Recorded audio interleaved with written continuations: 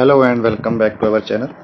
आज हम करेंगे जो सीबीएसई ने न्यू सैम्पल पेपर जारी किया है 2024-25 के लिए। उसमें से जो स्टैंडर्ड के लिए है उसमें उसके हम जो एमसीक्यू है मीन्स फर्स्ट जो 20 क्वेश्चन है उसमें से कुछ क्वेश्चन मीन्स पहले 10 क्वेश्चन करेंगे आज। तो जो फर्स्ट क्वेश्चन है सेक्शन ए का, उसमें क्या है, the graph of quadratic polynomial P x passes through the points. पहले क्या है, -6,0 है, फिर 0, -30 है, फिर 4, -20 है, फिर है हमारे पास 6,0। The zeros of the polynomial कहते हैं कि जो एक क्वाड्रेटिक पॉलिनोमियल है वो ये जो पॉइंट्स हैं 4, इनमें से पास कर रहा है। मीन्स ऐसे एक हमारी ऐसे एक क्या है, ऐसे जो इसका क्योंकि पैराबोला बनेगा तो वो ऐसे पास कर रहा है, पॉइंट्स हमें गिवन है। तो हमने क्या पता करना है कि इसकी जीरोज क्या होंगी। तो जीरोज इसकी ऑब्वियसली क्या होंगी, आपने देखा भी होगा, पढ़ा भी होगा कि जो हम पी एक्स जो एक्स में होती है, मीन हमारी जो पॉलिनोमियल क्वाड्रेटिक पॉलिनोमियल एक्स में होती है, तो उसकी जो जीरोज होती है वो क्या होती है, जहाँ जहाँ पे वो पैराबोला एक्स एक्सिस को इंटरसेक्ट करता है। तो एक्स एक्सिस को इंटरसेक्ट ये कहाँ कहाँ पे करता है, एक तो -6,0 पे करता है और एक करता है हमारा 6,0 पे।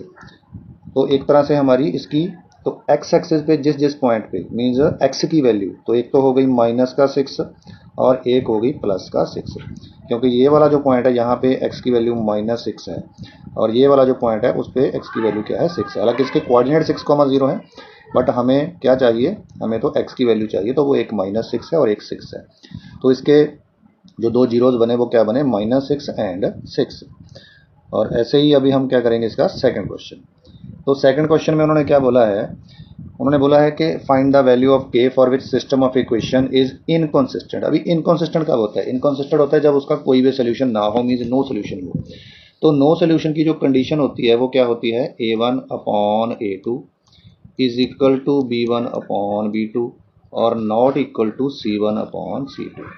तो अभी a1 इसमें देखोगे तो पहले वाली इक्वेशन में x का कोफिशिएंट होता है जो कि है 3, और जो a2 है वो दूसरी इक्वेशन में मीन्स वो 6 है, और जो b1 होता है पहली इक्वेशन में y का कोफिशिएंट जो कि -k है, अपॉन में ऐसे ही फिर उस तरफ से y का कोफिशिएंट दूसरी इक्वेशन में वो हमारा 10 है, फिर नॉट इक्वल टू पाके 7/3 आ जाएगा जो कि कांस्टेंट टर्म्स है, मीन्स c1 एंड c2।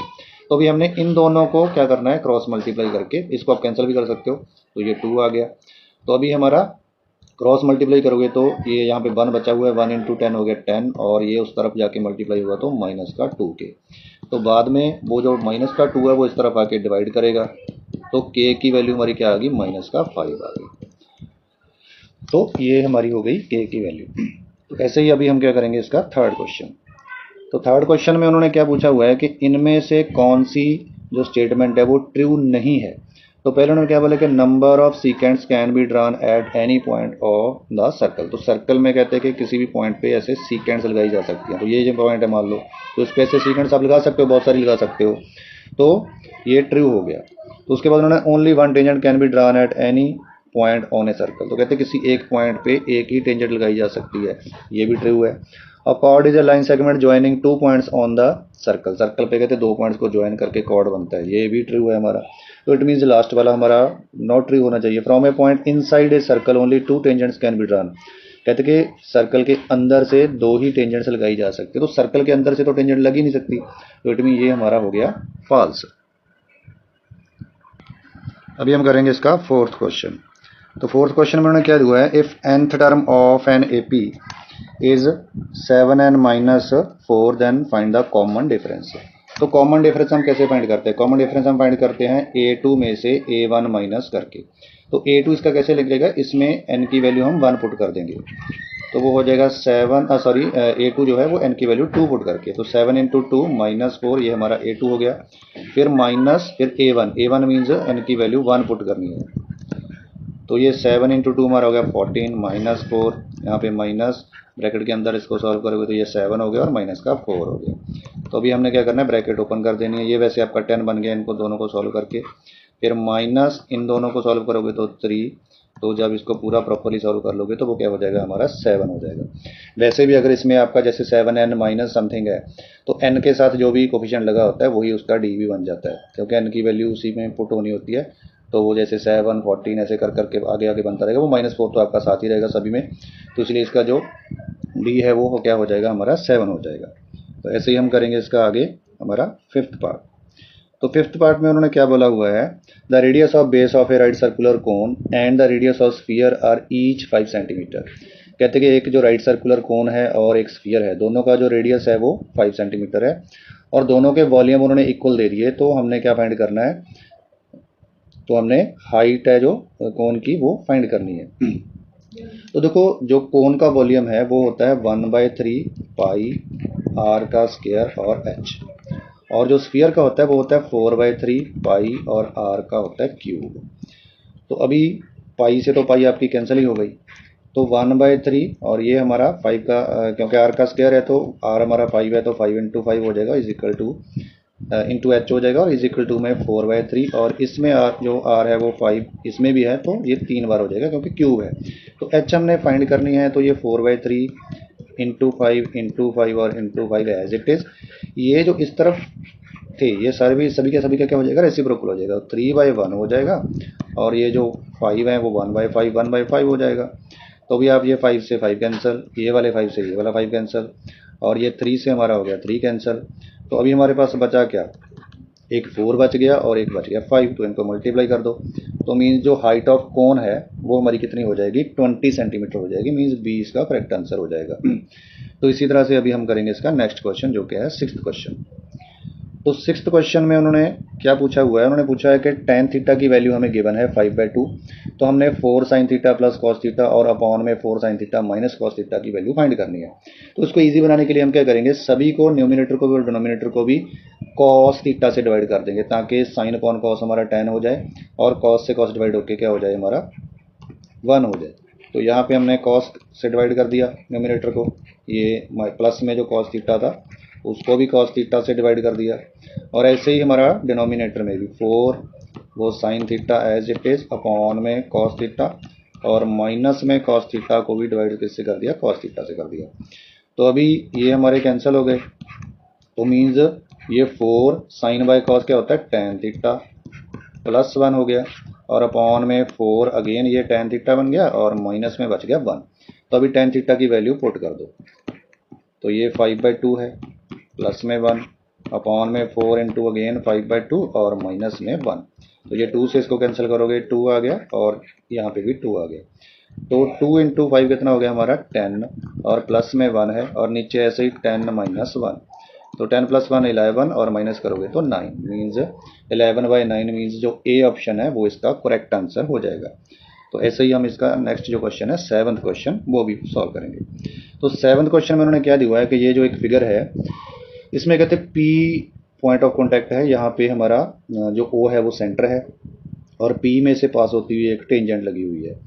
तो ये जो TPQ है वो हमारा 110 दिया हुआ, मतलब ये सारे का जो सारा एंगल है वो हमें 110 दिया हुआ है। तो अगर आप देखोगे जो OPT हो जाएगा, OPT तो हमारा 90 हो गई, आपने थ्योरम पढ़ी होगी कि जब हम पॉइंट ऑफ कॉन्टैक्ट से रेडियस लगाते हैं तो वो टेंजेंट के क्या होता है, परपेंडिकुलर होता है। तो इट मीन्स हमारा जो एंगल OPQ रह गया वो कितना रह गया, वो हमारा 110 में से 90 को जब आप माइनस करोगे वो आ जाएगा 20। तो अभी जो OP है वो OQ के इक्वल है, radius of A same circle, तो इसके अपोजिट वाले जो एंगल्स हैं वो भी इक्वल हो जाएंगे। मीन्स जो हमारा एंगल OQP है वो किसके इक्वल हो जाएगा, OPQ के, मतलब वो भी कितना हो जाएगा 20 डिग्री ही हो जाएगा और इस तरफ वाला भी 20 हो गया। तो उसके बाद जब आप एंगल सम प्रॉपर्टी लगाओगे तो हमने POQ फाइंड करना है, मीन सेंटर वाला एंगल फाइंड करना है। जब आप एंगल सम प्रॉपर्टी लगाओगे, ये दो हमारे 20 के हैं, इनका सम 40 हो गया, तो 180 में से जब ये 40 आप माइनस करोगे तो कितना आ जाएगा 140 डिग्री आ जाएगा। मतलब जो सी इसकी जो करेक्ट ऑप्शन है वो करेक्ट आंसर इसका हो जाएगा। PO जो Q है वो हमारा कितना हो गया, वो हमारा हो गया 140 डिग्री।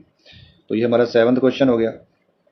आगे हमने क्या करना है, eighth question, a quadratic polynomial having zeros minus √5/2 और प्लस का √5/2।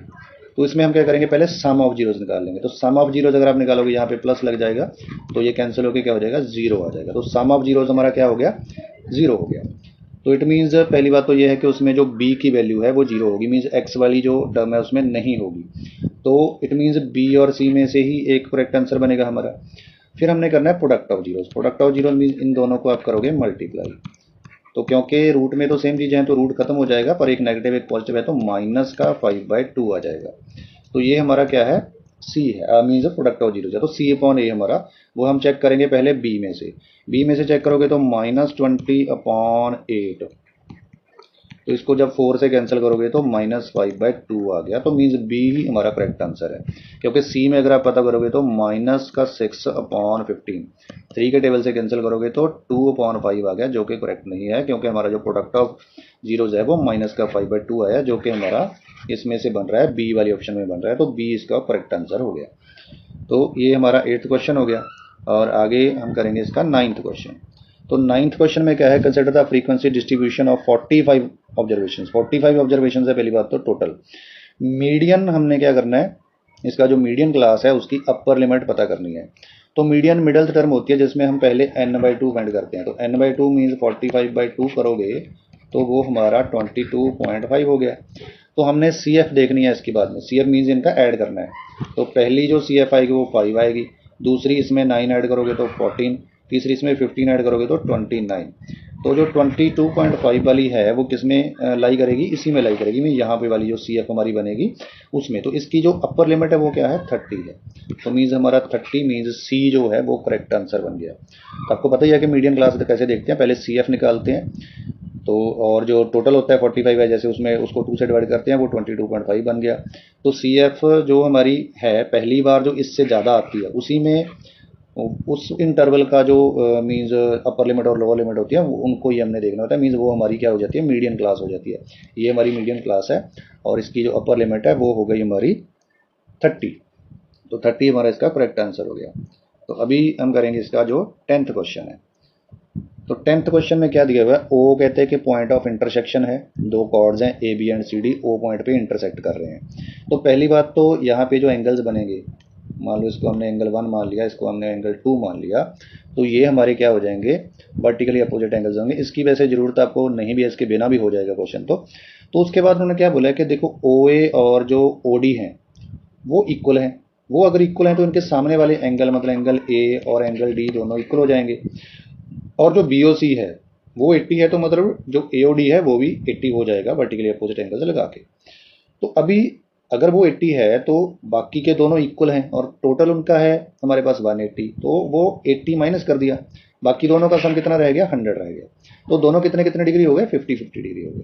तो अभी अगर आप जो एंगल A है वो किसके इक्वल हो जाएगा, वो एंगल C के इक्वल हो जाएगा। क्यों हो जाएगा, वो आपने 9th क्लास में थ्योरम पढ़ी थी, angles made in same segment are equal.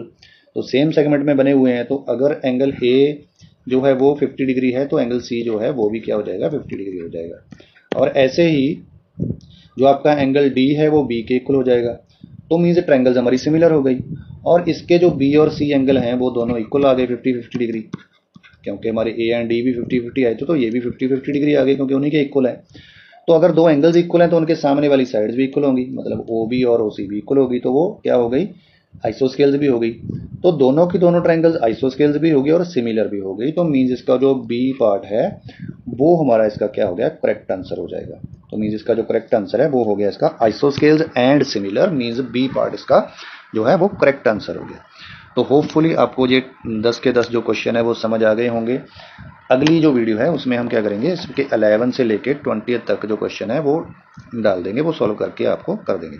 और फिर आगे ऐसे ही B सेक्शन और फिर C सेक्शन, फिर D ऐसे फिर E सेक्शन, सारे के सारे जो सेक्शंस हैं वो एक एक वीडियो में हम आपको डालते रहेंगे। फिर बाद में हम इनको इकट्ठी करके, मीन्स सभी वीडियोज़ को इकट्ठी करके एक लॉन्ग वीडियो भी डाल देंगे, ताकि अगर आपने सारे का सारा सैम्पल पेपर एक ही वीडियो में देखना हो कि कैसे सॉल्व हुआ तो वो भी आप देख सकते हो। तो होपफुली आपको वीडियो समझ आ गई होगी। तो अगर आपको वीडियो अच्छी लगी और क्वेश्चंस आपको समझ आ गए तो वीडियो को लाइक कर दीजिए और हमारे चैनल को सब्सक्राइब कर दीजिए और अपने साथियों के साथ शेयर भी जरूर कर दीजिए। And thanks for watching the video.